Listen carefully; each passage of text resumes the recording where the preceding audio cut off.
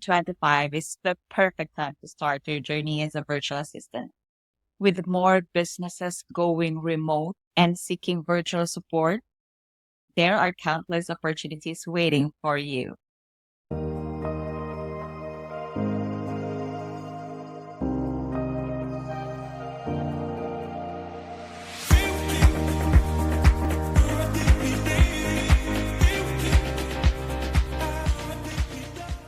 Hi, if you're new here, I'm Andrea, and this is the Desk Queen VA Diary. I'm a VA for 7 years, specializing in social media management and marketing, YouTube management, and content repurposing. In this channel, you'll find real practical advice and unfiltered insights into the VA industry. Every week, we'll dive deep into the highs and lows of freelancing, what it really takes to thrive in this space. Let's jump in. The virtual assistant industry has become an essential part of the global workforce because of the technology advancement, the remote work trends, and the need for businesses to scale without increasing overhead costs. Today, VAs help businesses streamline operations, manage tasks, and focus on growth while saving time and resources. And entrepreneurs, startups, small to medium sized businesses, they increasingly rely on VAs to manage tasks that, one required and in staff or in house. They are open to outsourcing it to a VA remotely. So that's why I can say that the growth of a virtual assistant or the growth of the VA industry is largely due to its flexibility, both for the businesses and the VAs themselves. So for businesses, outsourcing to a VA, it provides a cost-effective way to delegate administrative tasks, project management, content creation, and customer support without having to invest in full-time employees. As a business, hiring a full-time employees can be costly. And for individuals, becoming a virtual assistant, it offers flexibility to work remotely. You set your own hours and you take on diverse roles depending on your skills and interests. Like there are a few challenges I can cite on virtual assistants and why I think this episode is very crucial for virtual assistant beginners. The first one is not knowing what your skills are or not knowing what you offer. The second one is where to find clients. And lastly, the most asked questions is how to rate your services. If you're going to enter this industry, then listen up. So the way the virtual assistant industry in 2025, when it comes to trends and opportunities, I would say that more businesses are going remote and the demand for virtual assistant is higher than ever. If you are in Facebook groups, there are a lot that post virtual assistant jobs, not just a direct client, but also as a virtual assistant agency. There are a lot of opportunities out there. The question now is, are you ready to take action? So why does this happen? Why is remote work booming? I find that the trend started when the pandemic happened. Everybody was just staying at home and thinking about, as a business, how can I continue operate my business even if I'm at home? As a company, how can I let my staff work even if they're at home? So that's why companies, businesses, they get into knowing and adapting technologies. Even after the pandemic, everything changed. Even after the world moves back toward normalcy, still many companies have adopted the hybrid or fully remote work models, reducing the need for physical office spaces and in-house person staff. This trend directly benefits virtual assistants as businesses increasingly hire remote workers to fill the roles that do not require on site presence. So by 2025, the demand for VAs is expected to be even higher than it is. As more companies embrace flexible work arrangements and look to reduce costs associated with hiring full time or in house employees. So, whether it's administrative support, social media management, project coordination, businesses are turning to VAs to provide professional services without the constraints of, traditional employment structures. So, with this, there's an opportunity for VAs to not just offer general ad- administrative support. You could enhance your skill, niche down, and have specializations. Many are now specializing in social media, like me, content repurposing, project management. And this is because as the industry evolves, I can see that there are a lot of opportunities. Like companies or business don't just hire general virtual assistants. They need experts. And once a VA specializes in a particular area, the more she is or he is open to a lot of opportunities out there. So let's say, for example, if you specialize in social media management, many VAs now, they manage the online presence of a company, of a brand. They create, they schedule content, they monitor engagement, and they even run social media ad campaigns. And content repurposing is also one of the niche that companies or businesses are looking to hire. Because with content creation being time consuming as we know it is, it's smarter for a company or a business to just create the content and then let the VA repurpose it into different formats, like turning this podcast into a YouTube video. I'm recording this podcast, but at the same time, I'm filming it for my YouTube channel. And then I will turn this long form of content into a blog post.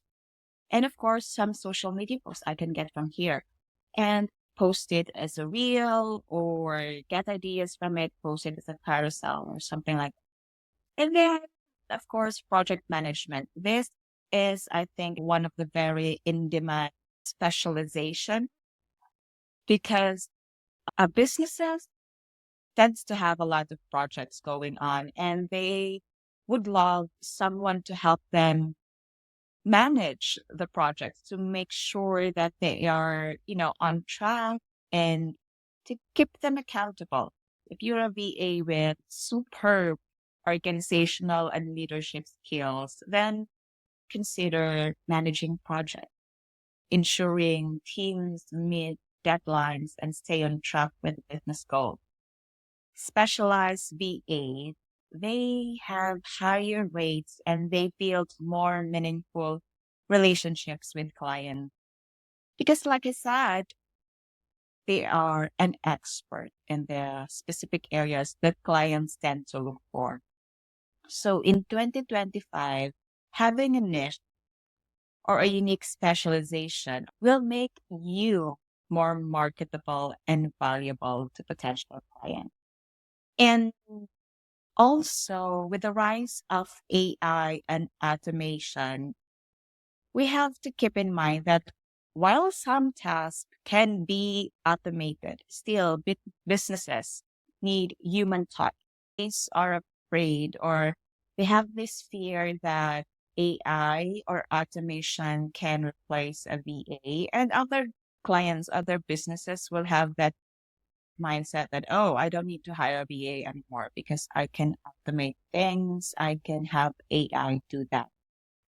But at the end of the day, you have to also know that these are technologies, these are softwares, and they need maintenance.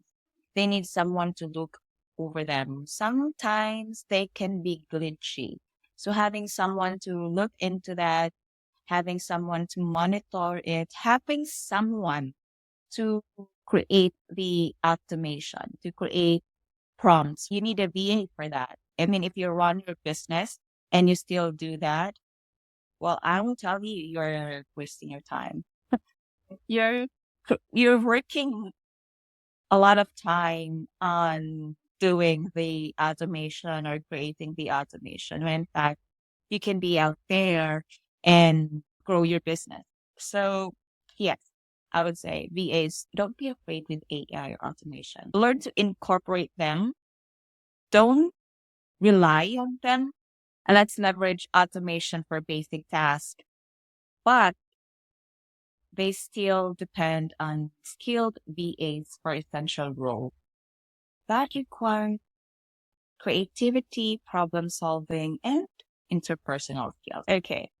Now let's talk about statistics. So according to my research, the VA industry is projected to grow significantly, fueled by, like I said, global shift to remote work and the increasing demand of cost-efficient specialized services. So, according to research, virtual assistant market is expected to reach $25.6 billion by 2025 from $9.4 billion in 2020. So you see, there's really a big difference out there. This growth is driven by both technology advancement and the rising need for remote business support.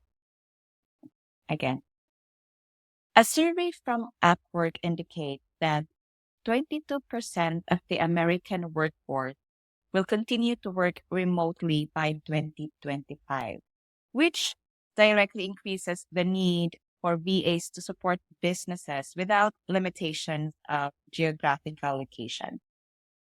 And by 2025, it's expected that over 50% of the US workforce will participate in the gig economy, with virtual assistants being one of the top services offered. So this shift is mirrored in other countries as well, particularly here in regions like the Philippines, where many virtual assistants already operate. And again, the demand of specialized skill, particularly in digital marketing, content management, and project coordination. This we see this have higher earning potential and greater job security. The businesses are willing to pay premium for VAs to bring this kind of expertise, especially if this aligns with their business goal. So again, there is really a massive opportunity if you are an aspiring VA. If you are adaptable, if you specialize in specific fields, and if you leverage the latest tools and trends to stay competitive.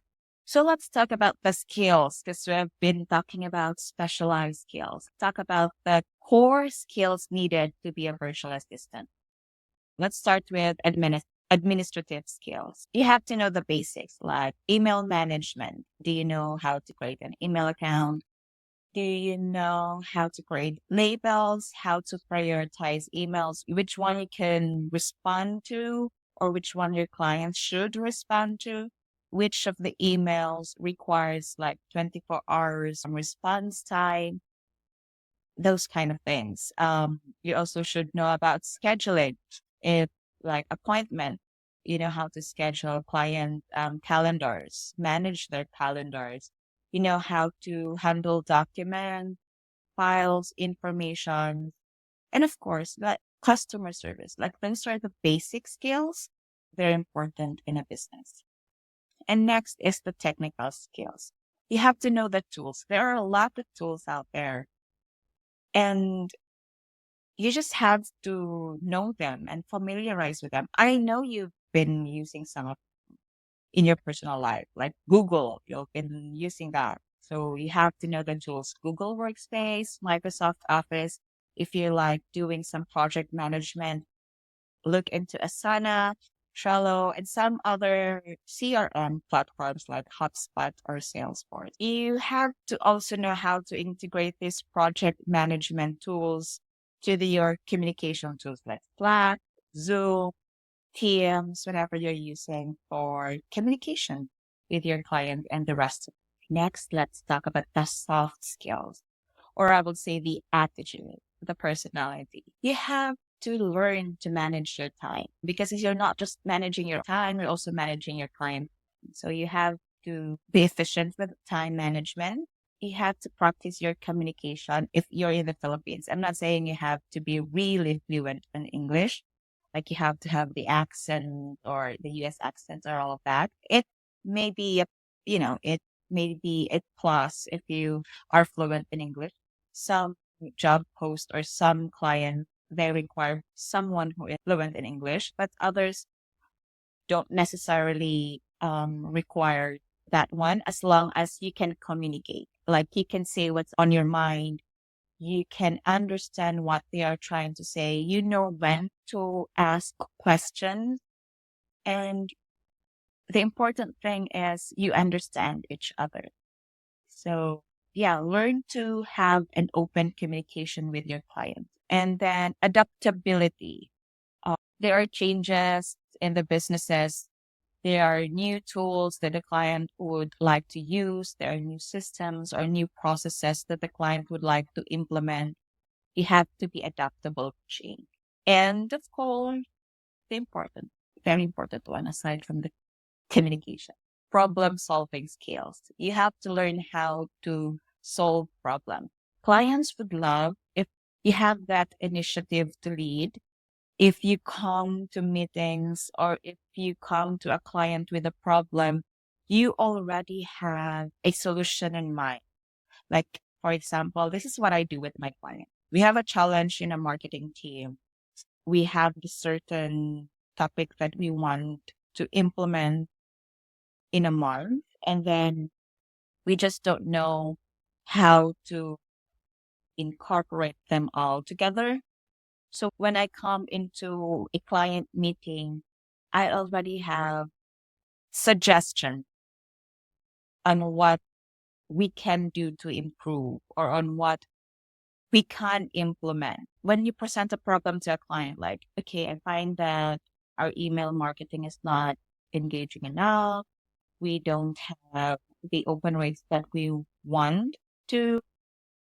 I think because our subject line is not enticing enough. So these are the things that I think if we could change, it could help with our open rate. So first, our subject line, let's make it, interesting. Our layout, our email layout, let's make it more visual rather than a lot of text. And then let's have one call to action, one link to click there so that audience don't be overwhelmed with a lot, link to click. And then you say we could reevaluate after 3 or after a month. Those kind of things, even if there are just minor tweaks, when you present that to the client, they would really love it because they will see that you are very prepared and that you are thinking about their business. And at the same time, you have the problem solving skills, like I've said. So be proactive. Be proactive. That's one of the soft skills also that clients would love. And then if you have other skills, like if you're doing social media management and you also do email marketing and you have knowledge and experience with YouTube management, it's a plus that you will tell your client that I can do this thing so that they will know that okay, if I ever come to a point that I will go to create a YouTube channel, then that would be part of your role next time. So mention services that is familiar with you. And then now that you have all of those things, what will you do? What would be your next step? First, in my previous episode, I talked about identifying your skills and strengths. So You have to assess yourself, know what your skills are, list them all down, list the things or the softwares or the tools that you're familiar with, technical, soft skills, list them down. Ask yourself what services you can offer and what industries excite you. Ask your family and friends, what are the things or what are the skills I have you think is very important?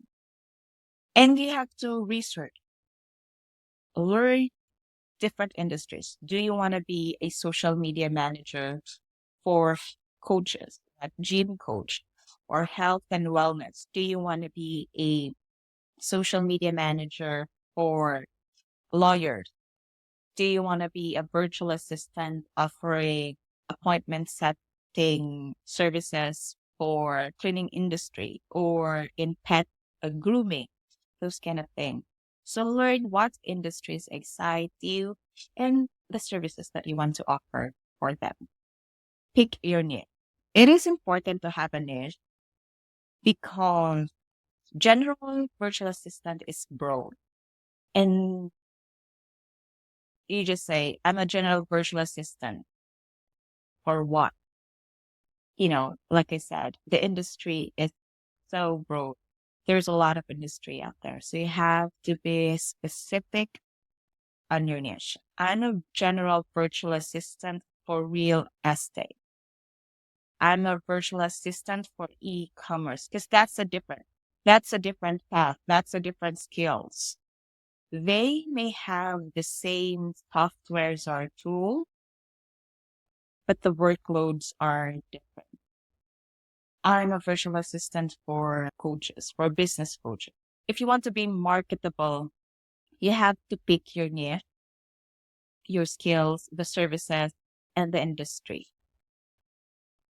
Because if I am a business coach, I would want a VA or social media manager who has worked with business coaches before. Or if you are a newbie, I would want someone who knows or just have a knowledge about the business coaches.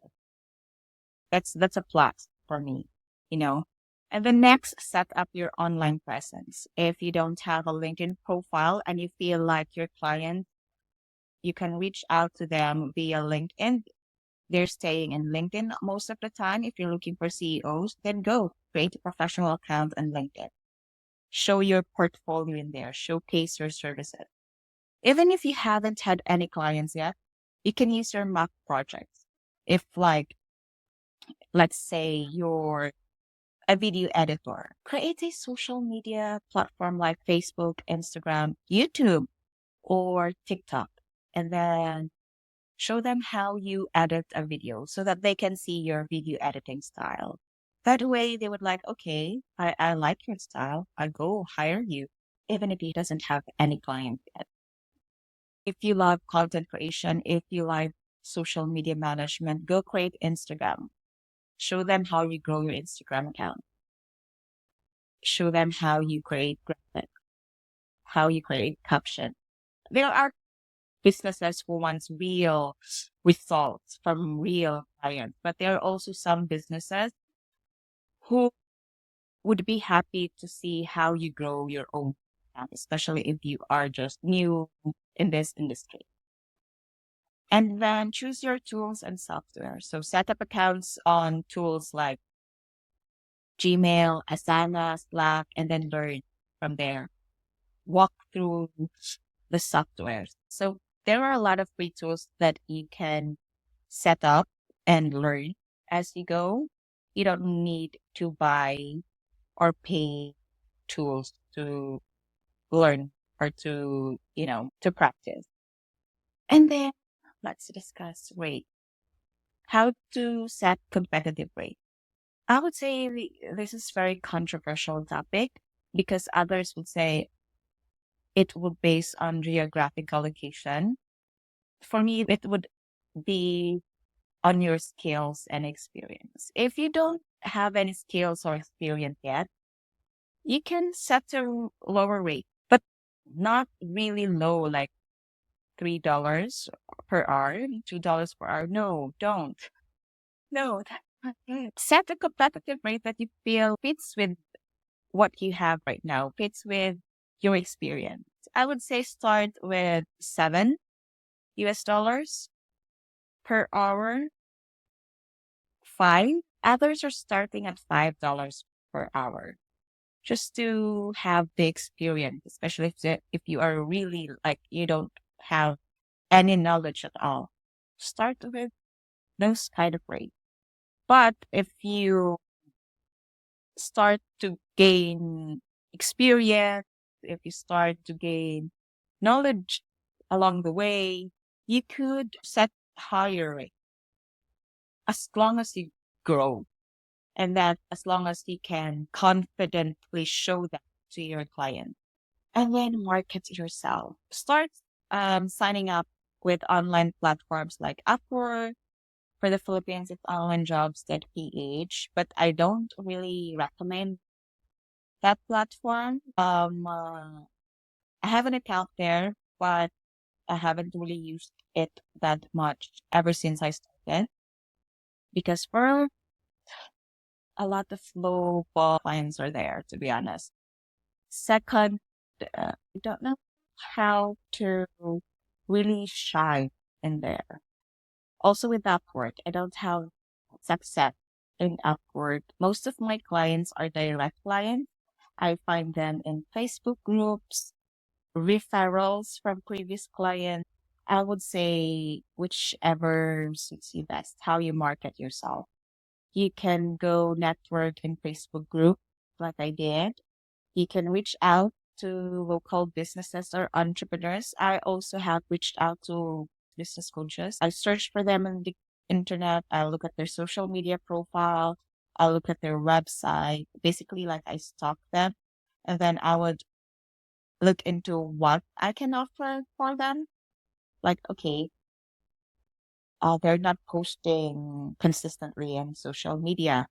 So maybe I can help her with social media management. One of the challenges also is imposter syndrome. And I have also been there. There is also this doubt that comes in your mind that would make you think that, am I good enough? Would my skills be good enough for this certain potential client? I'll let you in on a secret. Everyone should start somewhere. And I learned this the hard way. We have to learn to overcome our fear. We have to learn to overcome the imposter syndrome. We have to know that we are human, we make mistakes, but we are able to learn from them. What I do is that I list all the things that I have done for the client. There are certain clients who are very vocal. They tend to send you messages through text or email, appreciating what you've done for them, appreciating your work. List it down in your notebook and then look at it. Because those are sweet, small or big, those are wins. When clients appreciate you, those are your wins. So look at that. If you ever feel that you're doubting yourself, look at those testimonials. I would say testimonials, but look at those appreciation texts or emails from your client because those would make you be happy. Those would boost your confidence. And then focus on learning. Always focus on learning. Well, on my first client, I found her on YouTube. I've been watching her YouTube channel, been following her for quite some time already. I have learned a lot from her YouTube videos. And then I just tweeted her, like on Twitter. I mentioned her in there and I said, watched your YouTube video. I like it. I learned a lot from it. She found out about my tweet. She reached out to me. We set up our discovery call. And then I actually didn't make a like what other would say resume or portfolio. I didn't have that prepared. Like we just set up a discovery call and then we talked. She asked me my experience. I said I don't have any first-hand experience yet. If you're gonna be my first client, then you're gonna be my first client. I just know a lot of things because I've been watching YouTube videos of your channel, and most of the stuff that I've worked on is for my personal gain. Like I did some blogging before on Tumblr on a private account. So yeah, those are just my experiences. And she was willing to train me. And it all started from there. And that's my first client. And from there on, I really nurtured our relationship. And since then, she had, referred clients to me. And one of my tips there is to really build your relationship with the client. Don't hold grudges. If you have to end your contract or if your clients have to end your contract, make it in a way that it's a good ending. Because you never know if they will refer clients to you. You never know if they refer their friends to you. And always have that open communication. Be grateful for your client. Treat their business as your own. And yeah, just make sure that you don't hold grudges or you don't burn bridges. And then learn to manage your time, especially if you have multiple clients. It's important to do time blocking. You set your boundaries clear and then you learn how to prioritize that. If you're a beginner, you might not have all of this yet, or you might not know how to do all of this, but you can learn. And then the power of investing in yourself. You have to learn to invest yourself. There are free training, free certificates out there. One of the virtual assistant content creator that I would recommend who offer free trainings, free resources is Jam Baluta or the Barangay VA something. He has a lot of free resources out there. He even had a Facebook group and he is associated with, I think, Coconut VA or something. So you could learn from him. Like the only thing that would be holding you back would be yourself. There's also YouTube if you want. And you can also listen to podcasts. There are a lot of podcasts that offers free resources.